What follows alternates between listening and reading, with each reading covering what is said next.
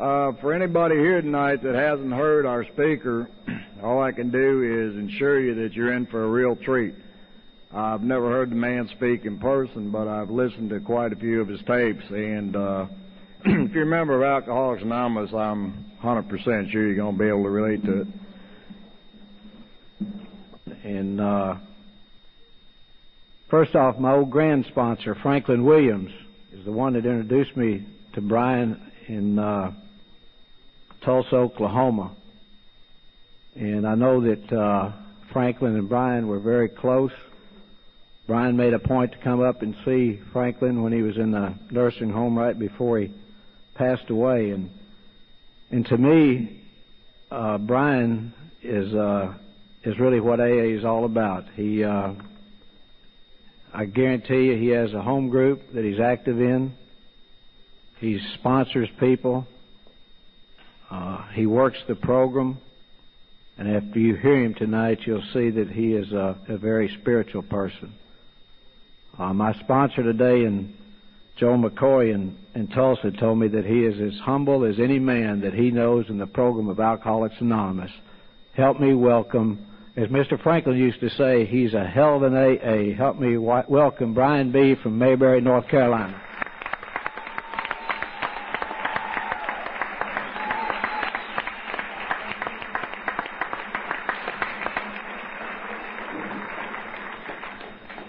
Sure, got some bad information.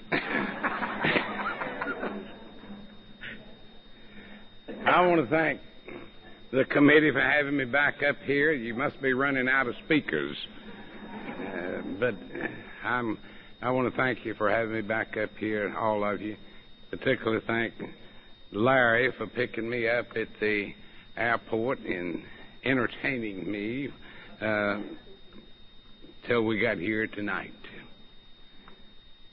I'm Bryant Bivens, and I'm a real alcoholic.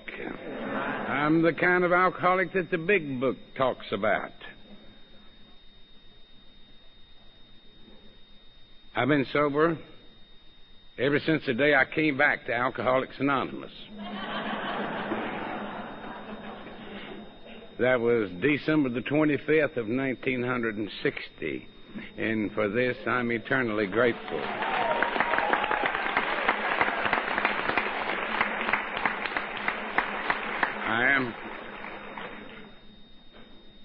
I am a member of the Mayberry group of Alcoholics Anonymous in Mount Airy, North Carolina. That's my home group. Everybody there knows my name, and I know their name.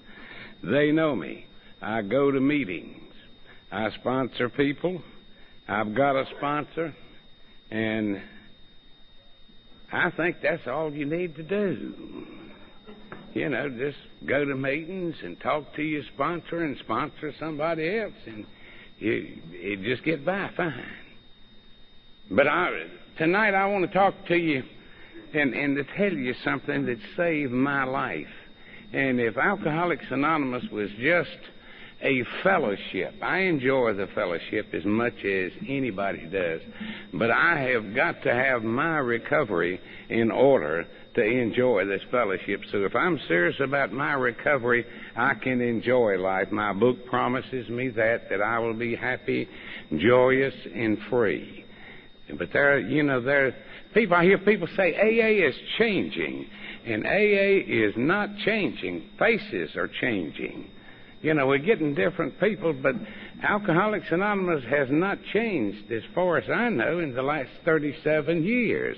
You know, that 164 pages in the big book saved my life. And there's a lot of people that's coming in, and they don't need to hear a lot of stuff, a lot of these cliches that I hear people trying to put on somebody, like fake it till you make it. Hell, we the biggest fakers in the world. You know, that ain't gonna get it. As far as my book tells me, the message that's gonna hold these alcoholics must have some depth, and that won't get it. You know, and just don't drink and go to meetings. You know, that's what I hear an awful lot. And I think these people that just don't drink and go to meetings and don't work the steps is what's ruining the hell out of AA. If you want my personal opinion,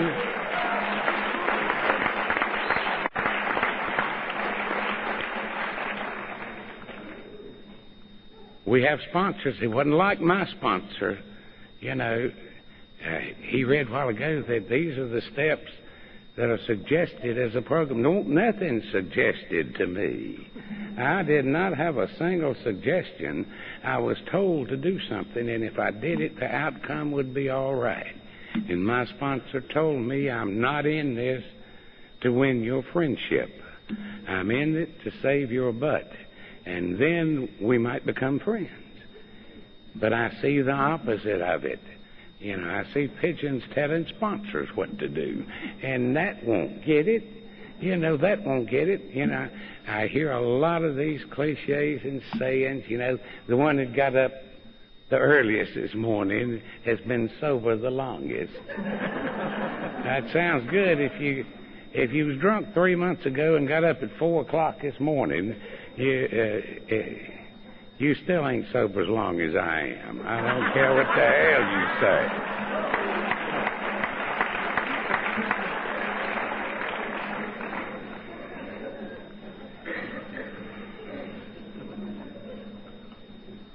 The reason I say this is Alcoholics Anonymous saved my life.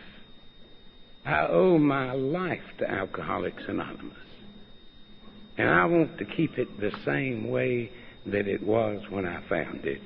And I think it's a commitment that we all need to make. You know, to work with other people and to stick with the first 164 pages in that book. That's 164 reasons why AA does not need changing. We owe it to these young people and the people who are coming in Alcoholics Anonymous to give them that message. That frothy emotional appeal, the book says, seldom suffices. So we got to give them the truth. And if you don't like the truth, that's tough. When you have that slip and come on back, just get on with the truth. I'm going to tell you my story now. I'm going to try not to hold the dance up too long. Most of you is real old. You ain't got no damn business dancing for about an hour.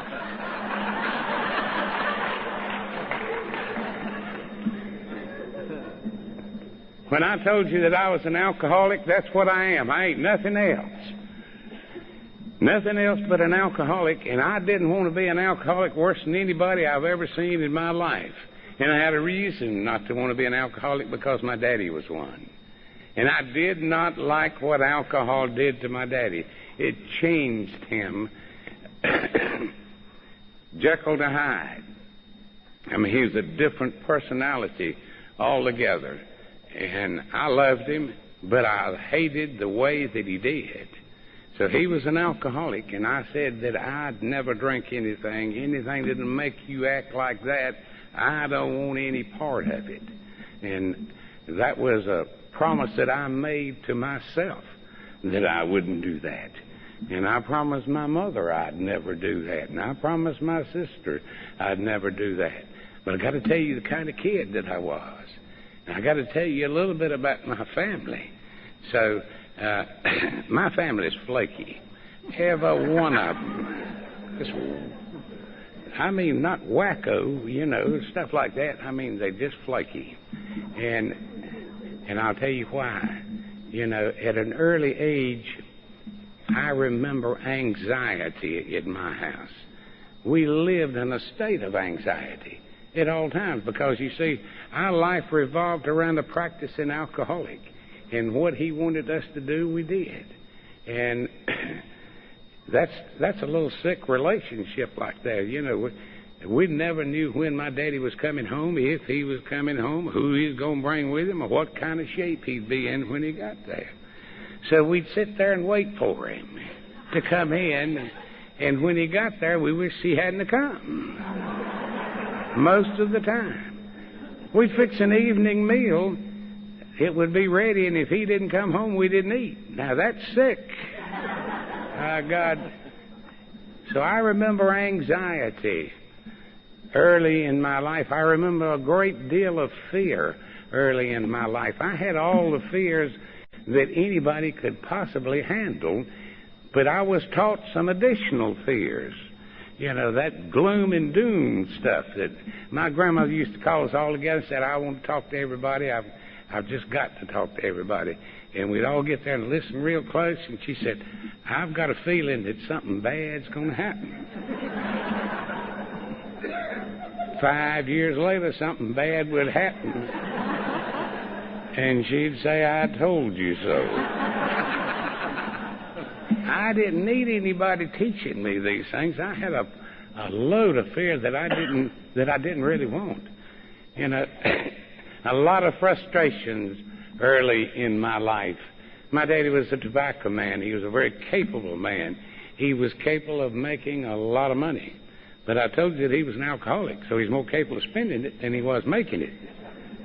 And that's where some of my frustrations came in. I didn't have all the things that the other kids in the neighborhood had. And I knew my daddy made more money than their daddy, and they'd have a new bike, and I'd be riding a rusty one. And it got next to me, and I figured out why I didn't get those things. They didn't love me. That's why.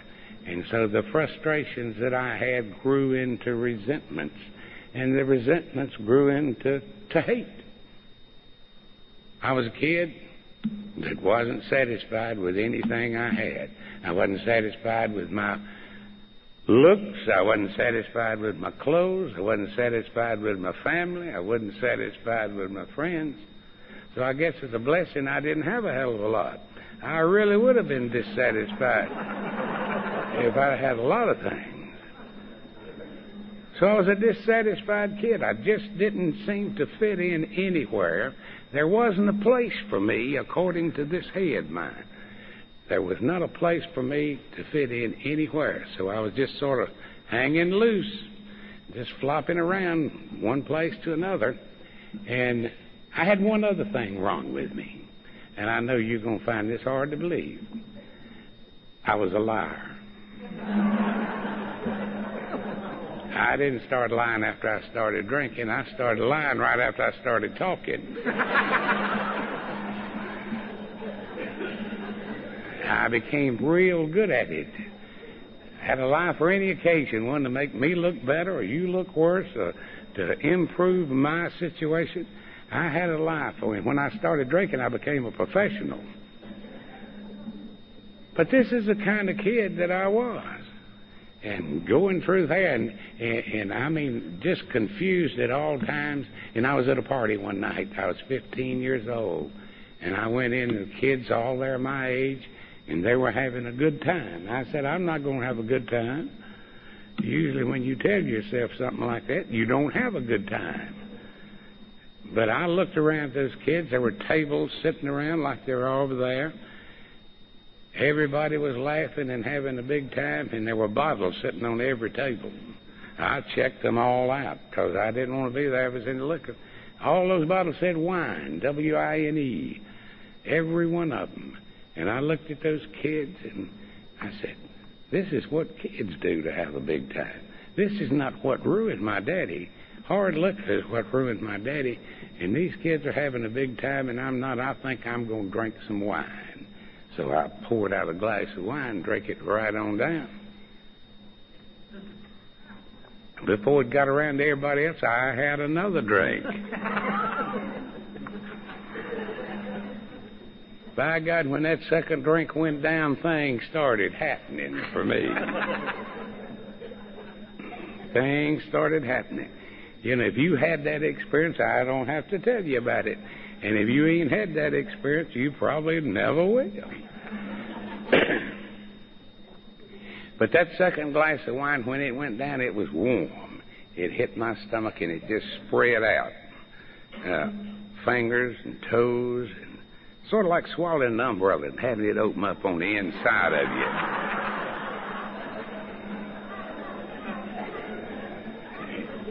And I stepped up front right quick. Fear? Oh, God, no fear at all. No anxiety, you know. No, I was having a better time than I'd ever had in my life. I felt better than I'd ever felt in my life. And I said, by God, I have found an answer to my problem. I have found a solution to my problem. And it was a solution there for about 30 minutes. But I told you that I was a kid that wasn't satisfied. And I wasn't satisfied with feeling good. I wanted to feel just a little bit better. I reckon that's why y'all are here too, ain't it? Just weren't satisfied with feeling good. You had to feel a little bit better. And I said, I put my mathematical mind into action. Borders on genius, by the way. I said, if 2 drinks will make you feel this good, 4 will make you feel twice as good. And that's how I wanted to feel, twice as good. But somewhere between 2 and 4, I got in trouble that night. I don't know whether it was the 3rd one or the 4th one. You all tell me it's the 1st one. But somewhere that night, I started having all the classic symptoms of alcoholism. The very first time that I drank. I had a little blackout that very first time I was around doing all these cute things, that people tell you about the next day. And I said, oh, nothing to it, just brag about it a little bit. 10 years later, they told me what I did in the blackout. I said, the hell you say? Couldn't believe it. But here I was, said I'd never drink, and I was drinking. That's one of the symptoms of alcoholism. Number 2, I liked the effect produced by alcohol. God, I liked it. Number 3, I had no control over the amount of alcohol that I took into my system once I started to drink.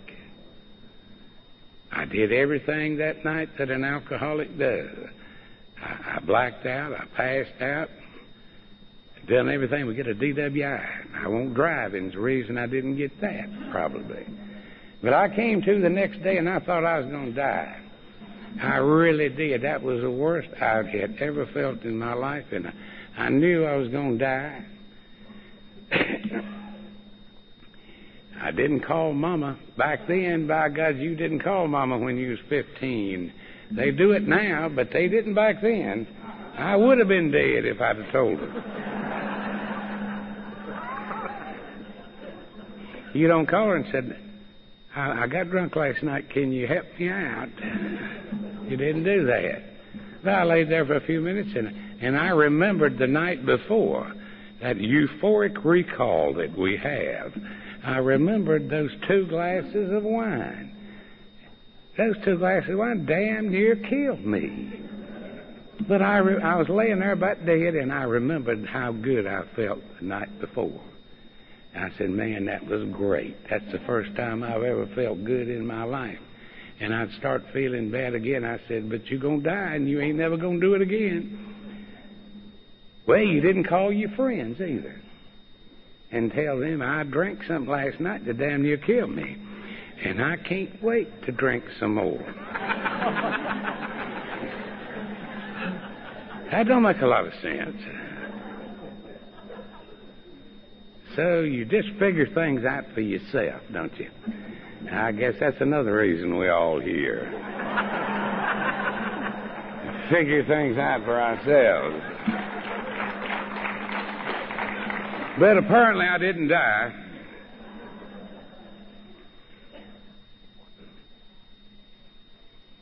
I knew early in my drinking career I wasn't drinking like other people. I'd be drinking with some of my friends. And they said, I'm beginning to feel it. I better go home. That's about the wimpiest thing I've ever heard. Go home? Not me. I went to town. And when you go to town with something on your mind like that, you're going to get in trouble. And I was getting in trouble, and my friends wasn't getting in trouble. Now, keep in mind, I had no intentions of getting in trouble. It started out as fun, but that's the trouble with trouble. It always starts out as fun. I ain't never seen anybody in my life said, I'm going out and getting some big trouble tonight. You want to go? Nope. Don't work like that. But I knew that I wasn't drinking like my friends, and I knew I was getting in that trouble. I don't want to drink like my friends. Never did. If I can't drink all I want, I ain't going to drink none. That's why I ain't drinking now. Can't drink all I want.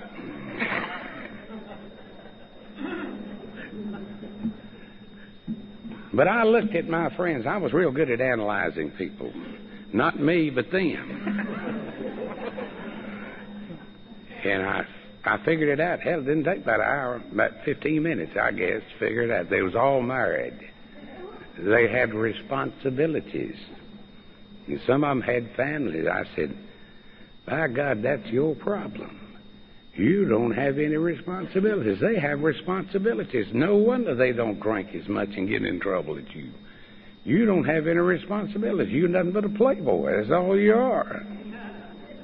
With no responsibilities. And if you had a family and responsibilities, you could live a well-balanced life like they did. You wouldn't drink nearly as much.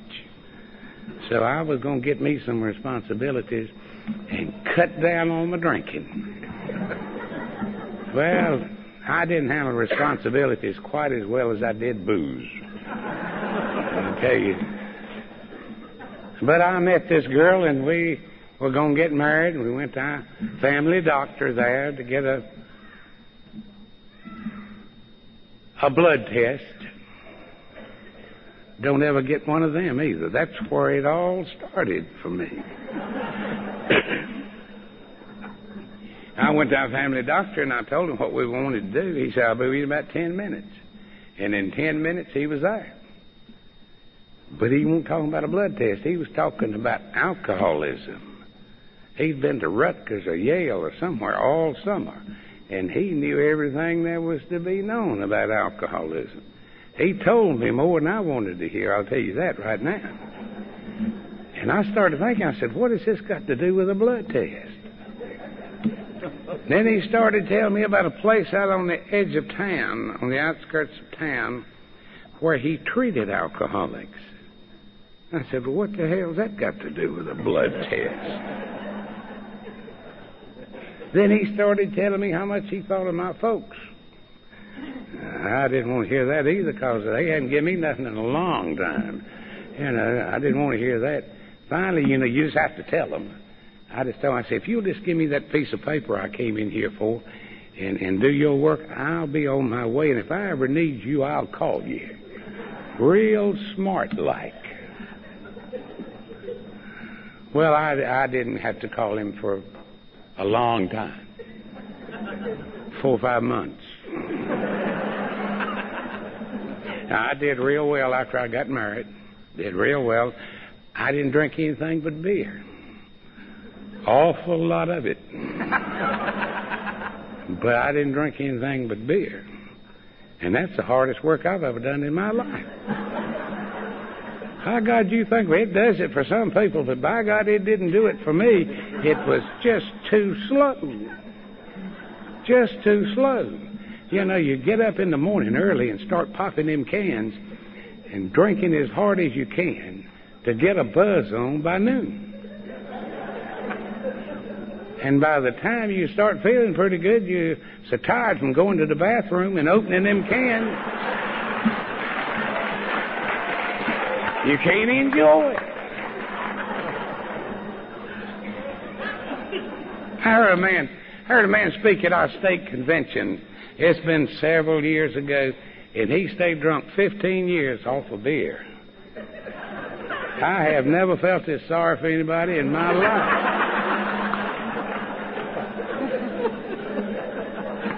Just made me tired. I enjoyed his talk, but it made me tired listening to him. I said, 15 years? He ain't never been in the damn fast lane in his life. But it just wasn't doing it. I needed something to get down there early in the morning and get the job done so I could get on about my business. And I don't know what that was either. Worrying the hell out of everybody was mostly my business. But word, people will not keep their mouth shut. Of circumstances. I said, I've thought that all along. All along. Now, you did make some mistakes. They said it's not right to drink on the job. Most people frown on it. Then they said, they were prescribing for me. You know, they're doctors. They said, we've got these little pills. And we know about these little pills, capsules. And you can take those and they'll perk you up. Listen close, this is my drug story.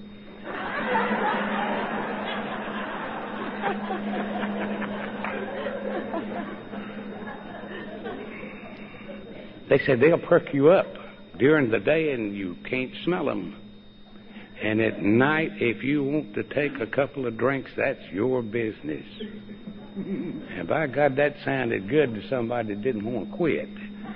That sounded good to somebody who wanted to quit. But I'm listening to people like that.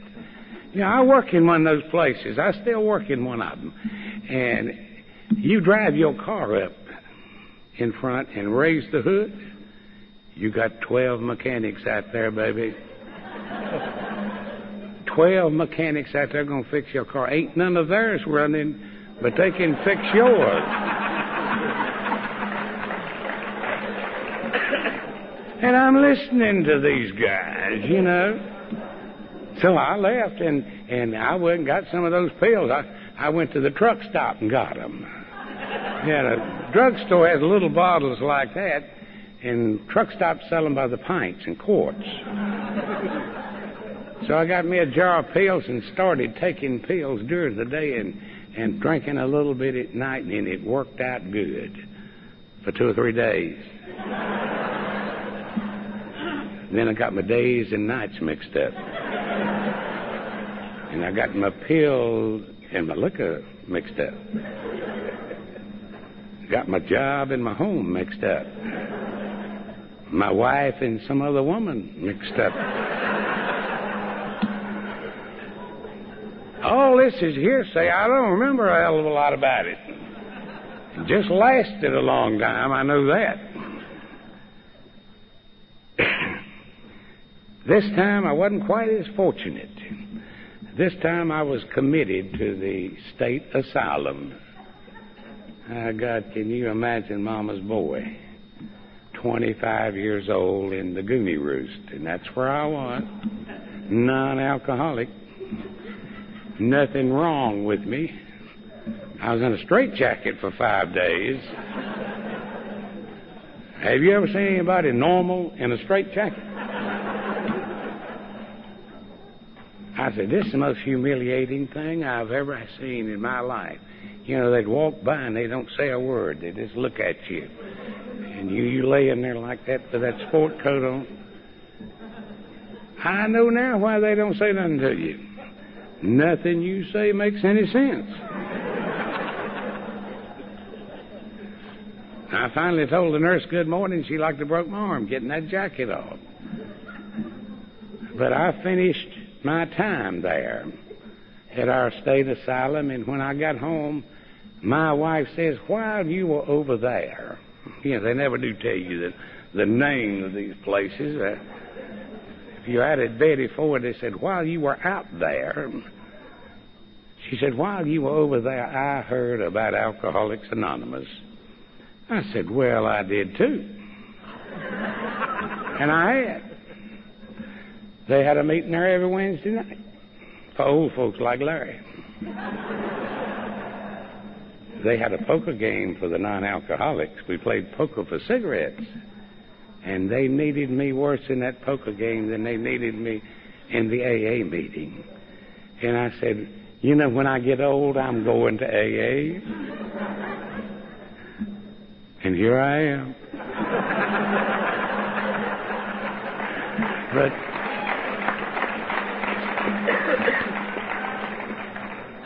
But I said, I heard about it while I was over there.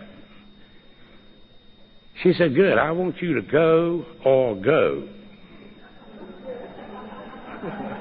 I said, well, I was planning on going.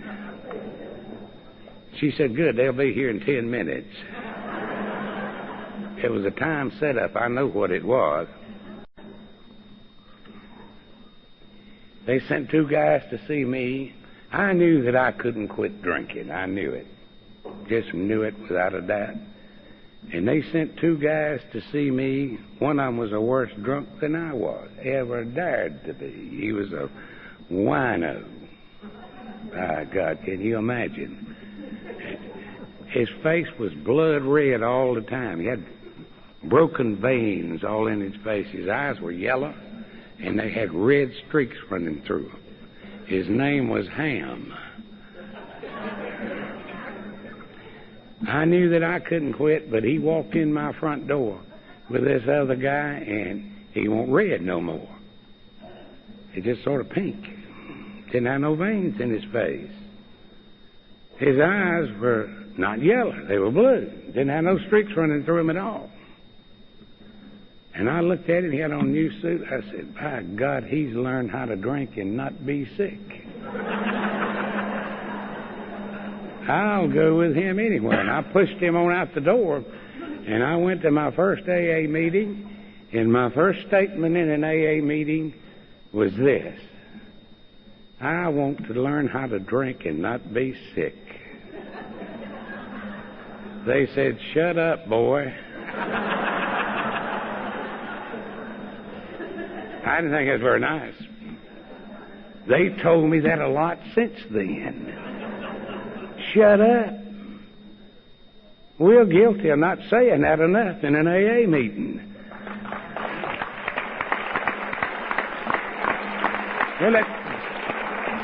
We let somebody who's been sober 45 minutes dominate a meeting, and there's 35 people sitting there dying of alcoholism, and they said, let him vent.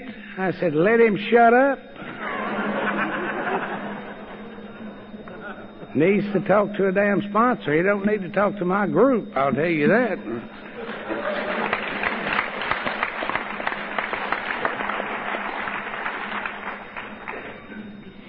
But I didn't think it was very nice at all, and I remembered what my wife said, go or go, so I went. They were giving out chips that night, and I didn't pick up no white chip because I'm not an alcoholic.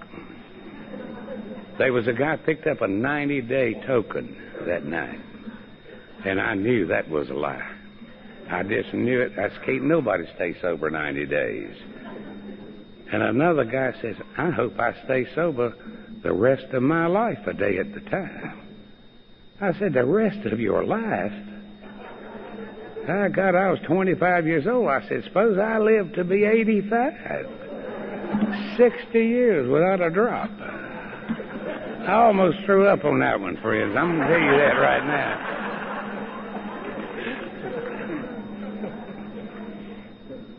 But there were 3 guys.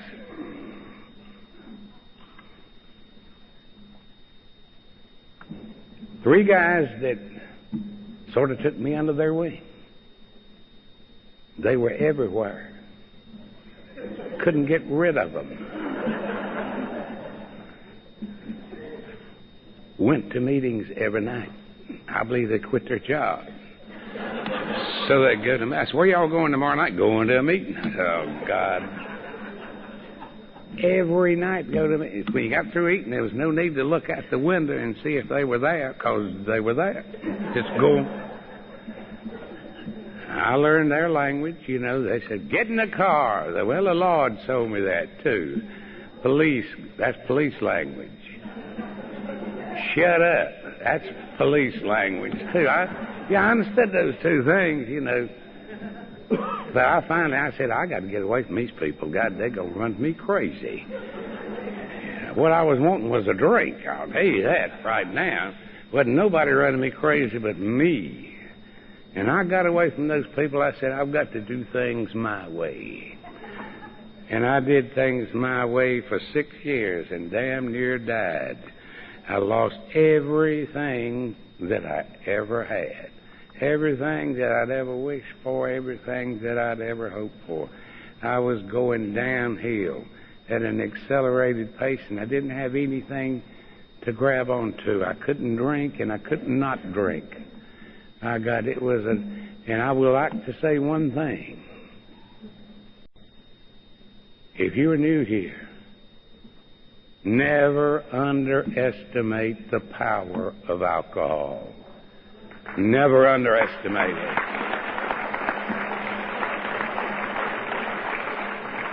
It's the most powerful thing that I have experienced except the grace of God. But I had no idea. I had no idea that alcohol, when I had those 2 glasses of wine, that alcohol was going to bring me down to where it did. You know, I found myself in places that I ordinarily wouldn't frequent. And I said, what are you doing in this dive? And I couldn't answer that question. But I was back the next night. And the next night. And that became a hangout of mine. But I couldn't tell you why I was there in the beginning. The book said we seek lower companionship. And I don't know what they were looking for me for, seeking lower. About as low as you can get. I was associating with people whom I ordinarily wouldn't associate with. And I said, what are you doing with this bunch of yo-yos? And I couldn't answer that question, but I was back with them the next day, and they became friends of mine. But I couldn't explain why I was with them from the very beginning. You know, when I was a kid, my grandfather taught me some principles, the same principles that we teach in Alcoholics Anonymous. And I remembered those principles, and I violated one of those principles. And I said, what did you do that for? And I couldn't answer that question. It hurt. But the next time I had to do it, it didn't hurt quite as bad. And the next time, it didn't hurt quite as bad. And soon it didn't hurt at all. Didn't hurt at all. And my friends, when you have no principles to live by, you have very little to live for. And that's the condition that I found myself in the month of December of 1960 in my hometown. Panhandling on the street from former business associates and civic club members and friends of mine over the years. That was my vocation in that particular month. I'm not proud of that. I'm not a bit proud of it, but if that's what it took to bring me back to Alcoholics Anonymous, neither am I ashamed of it. That's what it took.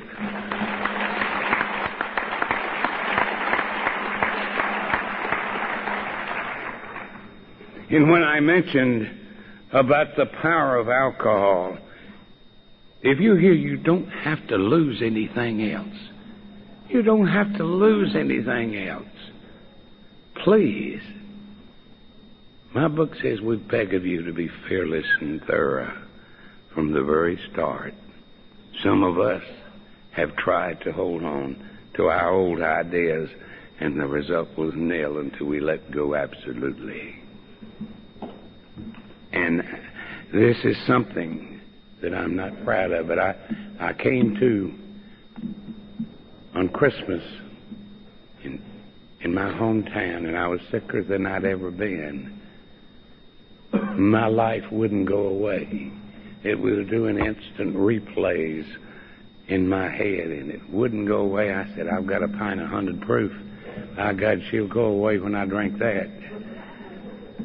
And I drank that pint of 100 proof, and it was more vivid after I drank it than it was before. I was sicker after I drank it than I was before. And I realized suddenly that alcohol was no longer my friend. I was powerless over alcohol, and I did exactly what you did when you found out that booze wasn't doing the job for you. I panicked. And then I did exactly the same thing that you did when you panicked. I fell to my knees and I said, God, if you'll give me one more chance, I'll do what you want me to do. And that was Christmas Day of 1960. I haven't had a drink since then.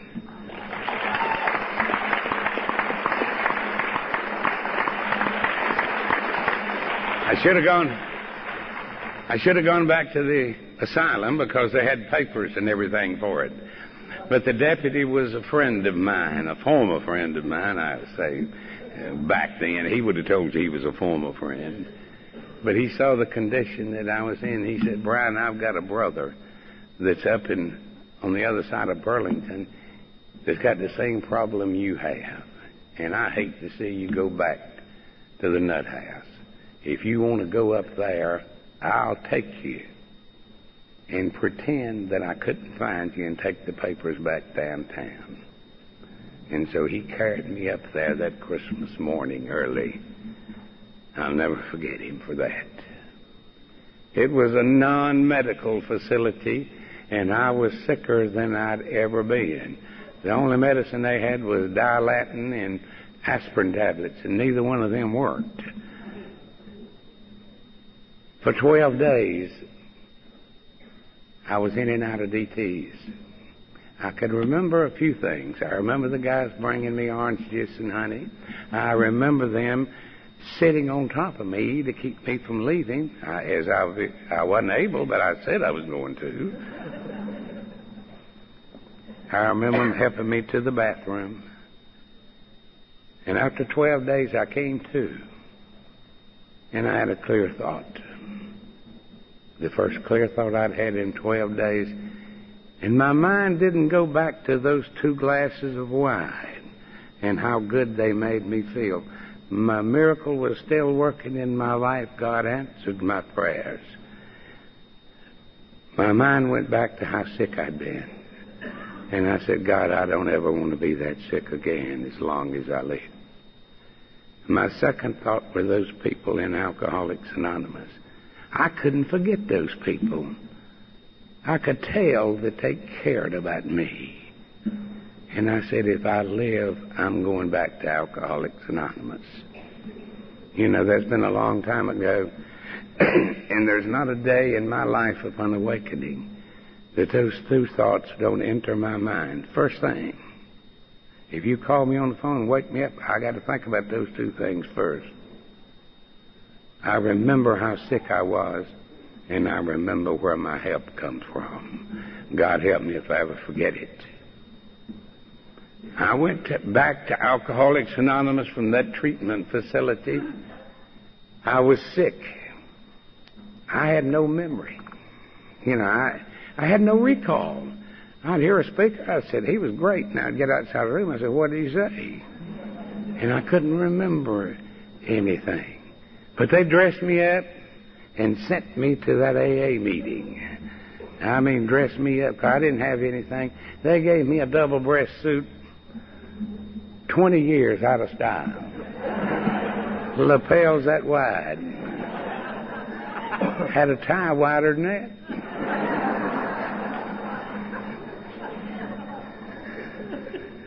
That's what I brought to Alcoholics Anonymous. They called me Breath and Britches for the first 9 months.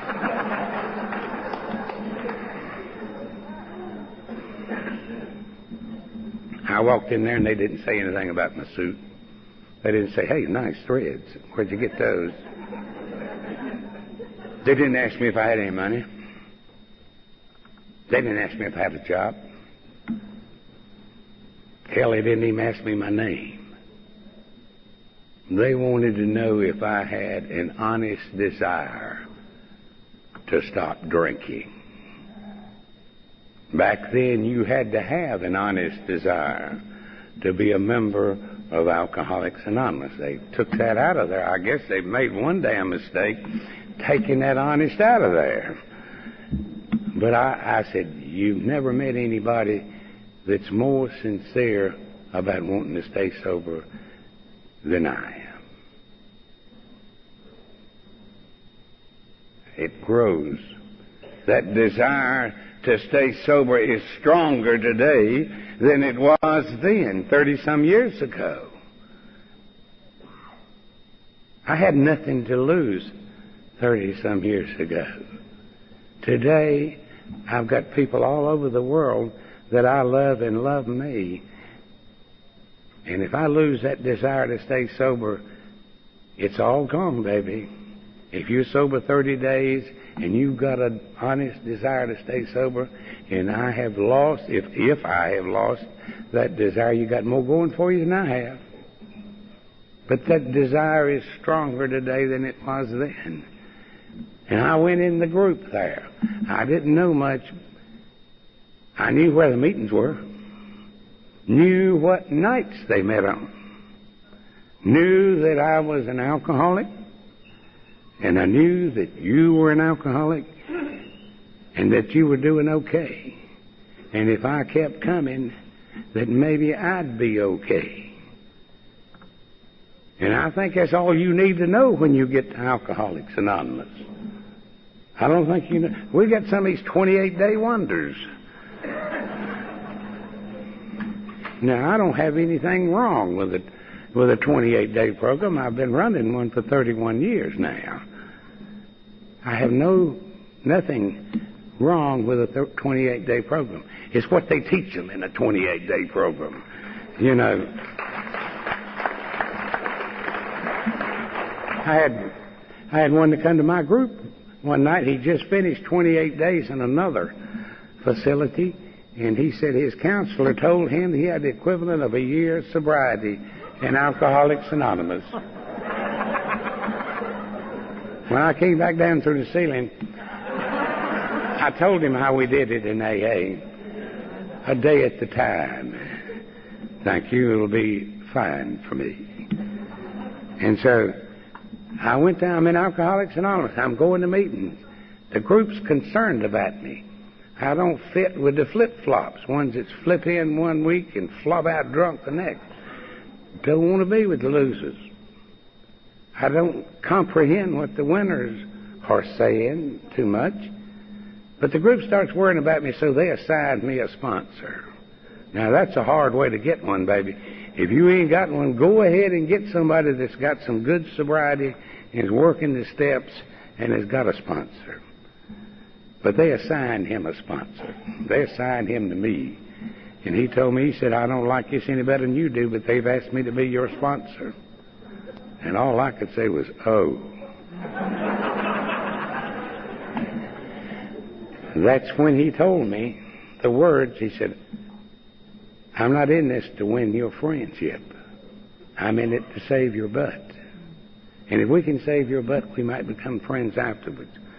But until then, I am your spiritual advisor, and you'll do what I tell you to do. Or you'll die drunk. So I had to do what he told me to do. I didn't like it. You know, I told the people in my group, I said, I hate him. I said, hell, everybody hates him. Just do what he tells you to do.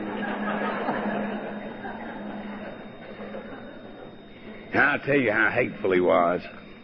I'll tell you how hateful he was. And I despised that he was. When he died, you couldn't get within 2 miles of his house or the funeral home, either one. Although people might not have liked him, they loved him and they respected him because he stood for the truth. He stood for the truth, and I owe my life, my way of life, to his guidance. You know, I've been around for a while, and things just weren't working out the way I wanted them to work out, you know. I told my sponsor, I said, I got to get a job, a big job. I need to make that much money because I owe this much. I got to have a little left over, you know. We've always got to have a little something left over. And he said, you'll get a job when you're ready for a job. And nobody wanted to hire me. And I took a job as a butcher at a place that I'd owned at one time. That'll do something for your ego. I was making about a third of what I was accustomed to making. They never did pay too good there anyhow.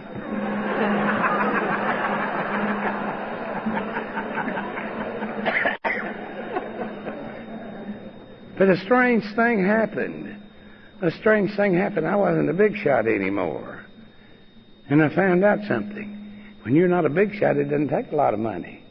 It doesn't take the money that you anticipated that it's going to take. And so I learned a lesson. My ego was deflated in depth, and I made the best of it because, by God, I worked there 2 years. I kept whining about my wife. I said, you've got a family, you've got a wife. I said, I ain't got nobody. And I said, I got to get her back. He said, the book don't say that. I read the book, and it said, wife or no wife. I understood that. But he also told me something else. He said, if she don't come back, you'll get another one. I'll guarantee you that. And I met a girl in AA. And she's at home waiting for me right now. You know, we've been married 34 years.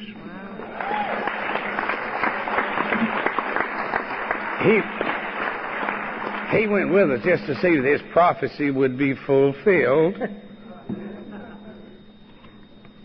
I worked the steps, and I told him I've worked the steps to the best of my ability. And he said, your ability has increased somewhat since I first met you. We're going to work the steps again and again. And I'm still working them. I'm afraid to quit. Hell, he'll come back. You don't want that. You don't want that. He's a man that helped me make amends that I never would have made. And I want to tell you about that. You know, he taught me about honesty. And I told him, I said, I don't know really if I can be honest. And he said, you had an honest desire to stop drinking. I said, yeah, it was a desire. I want this. Go kill me. He said, that has to be a monumental desire. And I said, it's monumental. Don't worry about that. And he said, I'm going to give you a recipe for honesty. He said, if it ain't so, don't say it. If it ain't right, don't do it. And if it ain't yours, don't take it. That's all you need to know about honesty. I ain't never had to go to no seminars on honesty.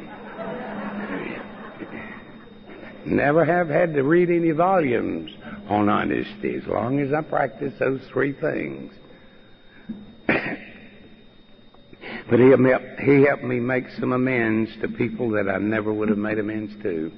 One was a guy that I'd stolen some money from. And I'm going to tell you the outcomes of doing this. You know, sometimes we hear people say, I make amends, you know. We hear the promises read.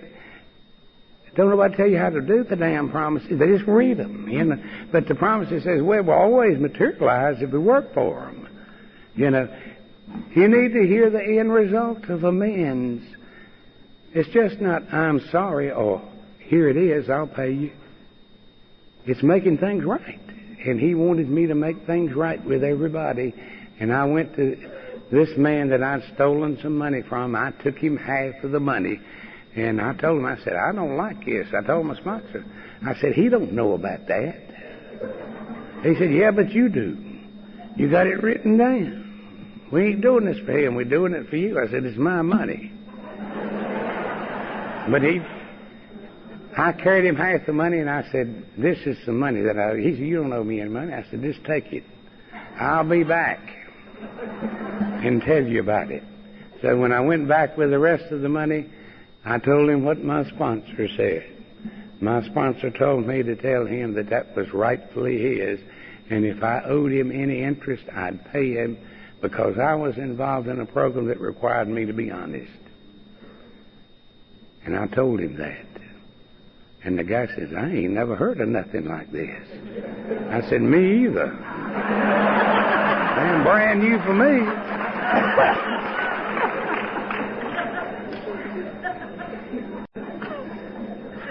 Years later, my daughter and her husband were buying a home.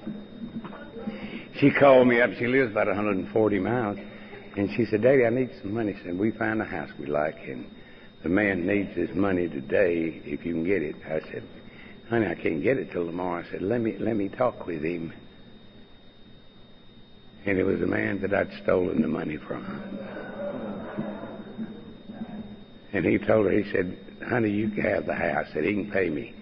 I know he'll pay me. I'd rather have his word than a lot of people's money. And so this is how the outcome of that, something that I didn't want to do. You know, when I was a small child, there was a judge that was a friend of our family, and he practically raised me. He sponsored me and the wife when I was a little guy. He introduced me to my wife. He helped me into business and sponsored me in the civic club. And I started coming before him, appearing before him, and he dismissed some charges, and some of them didn't even come to trial. Finally, they were too numerous to mention. And I came before him one day, and he gave me an active sentence, 6 months. And I kept waiting for him to say suspended, and he ain't said it yet. But I had him on my resentment list, and I told my sponsor what the deal was. I said, can you imagine somebody doing something like that? He said, well, you owe him an amends. I said, amends? 6 months of my life? He said, that ain't what you owe him the amends for. You owe him the amends for taking advantage of his friendship. And so he told me what to tell the judge, who stood out there right outside the door. And I told the judge, I said, Your Honor, I didn't want to do it. Now, I'm going to tell you the fact. I didn't want to do it. And I told him, I said, Your Honor, I know you did what you had to do. And I just want you to know that I don't have any hard feelings. And that old man started to cry. And when he started crying, I started crying. And when I started crying, I knew that I'd meant what I said. And that old man became a friend to Alcoholics Anonymous. Particularly to me, he saw the change in my life. And every time he'd get a drunk up there, he'd call me. I almost lost my job on account of it. And he said, if you want to stay sober, I'll release you in this man's custody. Some of those guys died with 25 and 30 years sobriety, because that was handled the way Alcoholics Anonymous is supposed to handle something. That's the way we want to handle it. My daddy hated him, resented him. I was told to pray for him. Pray for him. And I started praying for him. Won't much to begin with, is God bless him. Then I can say God bless him and mean it. And then I could say God bless him and take care of him. I've forgiven him, and I hope he's forgiven me. One day I knew everything was all right between my daddy and I. Just had a good feeling about it. He died 28 years ago. And my wife and my sister and I went to his funeral. And we got there about an hour before the funeral, and were allowed to go in and see him. And instead of the traditional handkerchief in his pocket, he had a Serenity prayer pen in his pocket. He'd been sober 90 days when he died.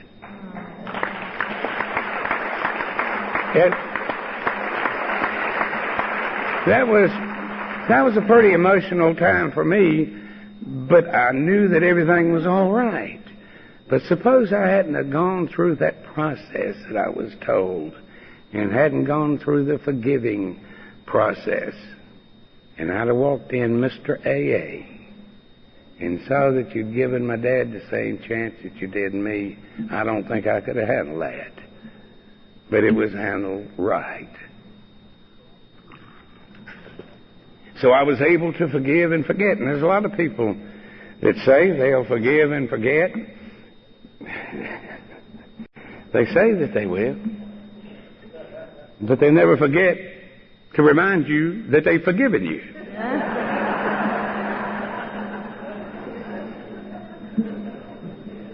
There's so many things that happen as a result of Alcoholics Anonymous. My sister, on the way home from Daddy's funeral, she asked about Alcoholics Anonymous, and Marion and I talked with her. My wife's sober in the program of Alcoholics Anonymous 35 years. And we talked with her freely. The book says, freely it's been given to you. And so we told her about Alcoholics Anonymous, and a few years later she called me and she said, I've got the same problem that you have, and I want to be like you. And she lived in Orlando, Florida, and I had somebody there in 30 minutes. She never did understand that, but they were there. And my sister got sober, and she stayed sober 5-6 years. And then she went through a terrible divorce. Got a lot of money, too much money. And she went back out there and she used every bit of it. And she came back to Alcoholics Anonymous. She was on a walker. She had brain damage. No money. Lived in a second-hand trailer. And she came to Alcoholics Anonymous with a desire to stay sober. And you didn't ask her name. You didn't ask her if she had any money. You didn't ask her if I was her brother. My sister died sober with 7 years sobriety a couple of years ago. And I thank you for that. So you see, Alcoholics Anonymous has been tremendous to me in my life. It's given me anything that I might have. Anything that I might have, anything that I might do is as a result of the program of Alcoholics Anonymous, and nothing else. And nothing else. So that's why I want to keep it the way it is. And the kicker to the whole thing is, I wanted to know about God, and you taught me about Him. You taught me about Him. And the reason that I saw something in the eyes of people. I saw something in their eyes that I wanted. And I found out what it was you had in your eyes.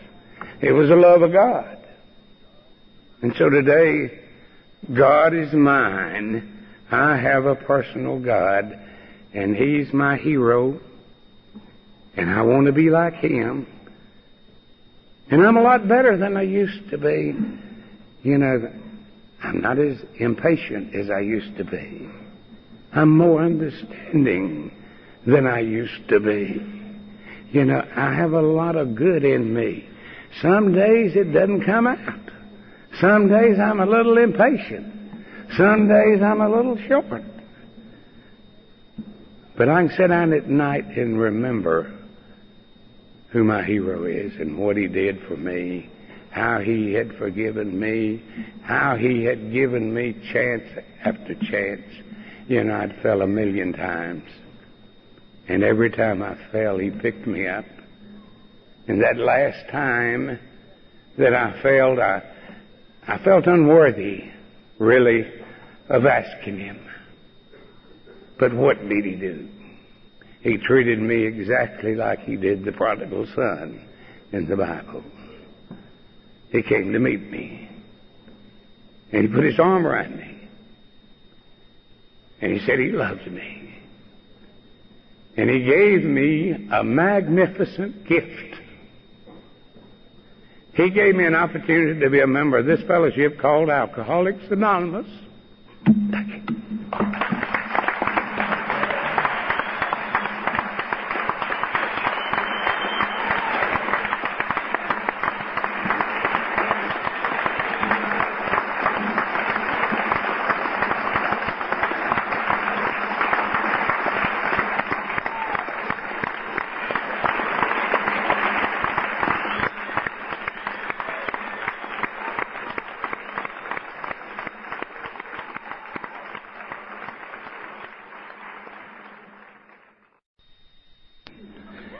word about my drinking just spread like the plague. Everywhere you went, it was a topic of conversation. You know what you done last night? They will not leave you alone. I mean, you wake up in your front yard in the morning about 6, and there's about 4 people standing there looking at you. And you wonder what they want. It's my yard. And they kept talking, and pretty soon they got back to where I worked, and they called me in and told me that I needed to quit drinking. Well, it never occurred to me to quit drinking. From the time I took those first 2 glasses of wine until the day I came back to Alcoholics Anonymous, I thought it was a solution to my problem I got, and I knew I had to quit something that day because they was after me. So I quit my job.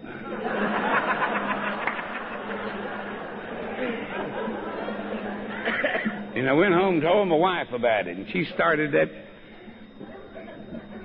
It was terrible, some of the things that she said. And I got mad, and I packed my stuff by God and left. Went to where all grown men go, mamas. And I told my mother about it. And she said, well, son, why don't you quit? And I got mad with her. Left to get me a drink. And the guy that I bought it from, he said, Bryant, with a clear conscience, I cannot continue to sell you whiskey. He said, it's killing you. And I got mad with him and left. That's Monday it was, the day. Looked like that's a good time to quit. Looked like I wasn't going to get a drink. That's a good reason to quit. But I didn't have no experience of quitting. I didn't know nothing about quitting.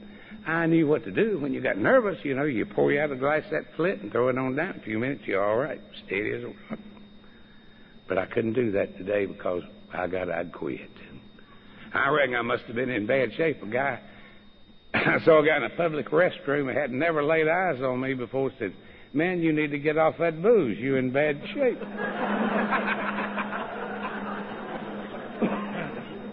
I said, well, I've quit.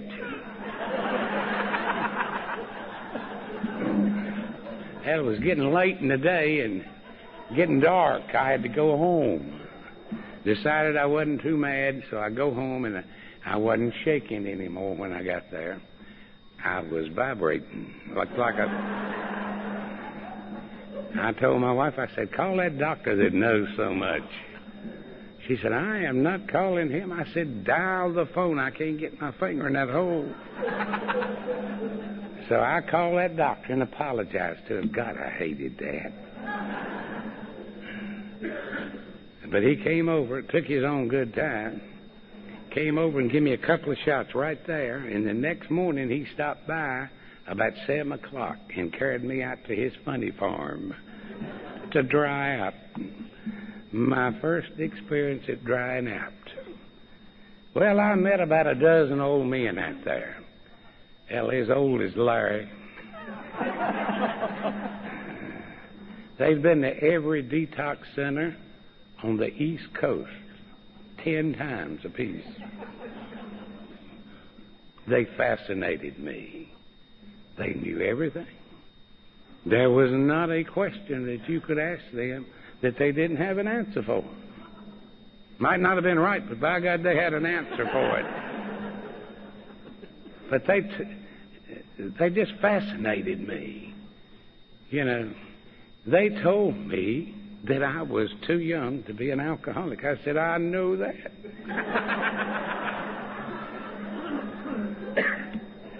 And they had one example there.